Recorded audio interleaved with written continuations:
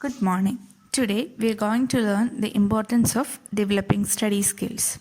Study skills are mainly surveying the relevant text materials and collecting information with comprehension, and also retrieving the stock of information and knowledge in proper context. And according to the theories of transfer of knowledge, study skills in one subject will definitely have its positive influence on other subject. And also, we should make use of them consciously. The amount of time available for exposure to English is very limited.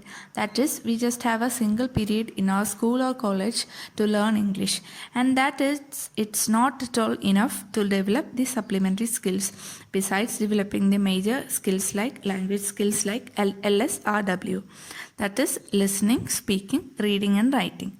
And therefore, it is indispensable that self-study skills are to be developed.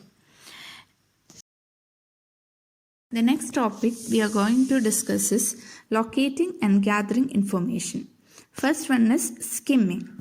Skimming is an activity in which the reader glances through a text material to catch a general idea or gist of it without attending to details. An example for it is, when we select books from our dealer for our school library, we turn to the index page, go through the contents, and skip over the pages quickly and decide whether to buy it or not. This is an example for skimming. And this skill involves a surface level understanding of general thought or general context of a piece of writing. An example is reading the daily newspapers for headlines and topic sentences of its column. And next is scanning. When one wishes to have particular information of special interest, one resorts to scanning.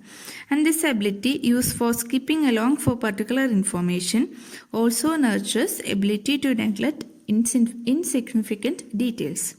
And for example, we scan for the date of birth of a scientist from his biography or for the phone number of a person from the telephone directory.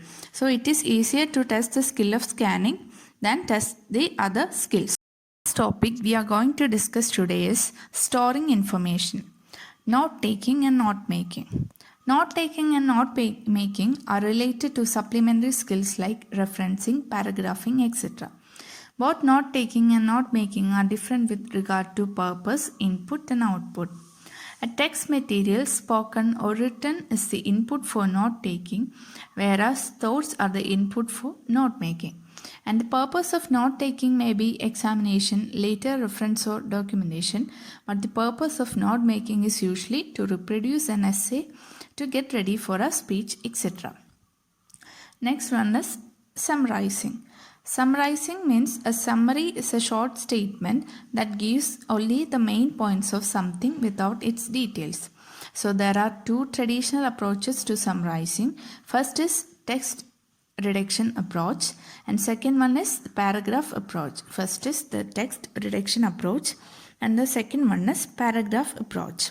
Summarizing can be described as a maximum in the minimum. It requires comprehension skills, writing skills, and specific skills related to the ability to express ideas consciously and precisely.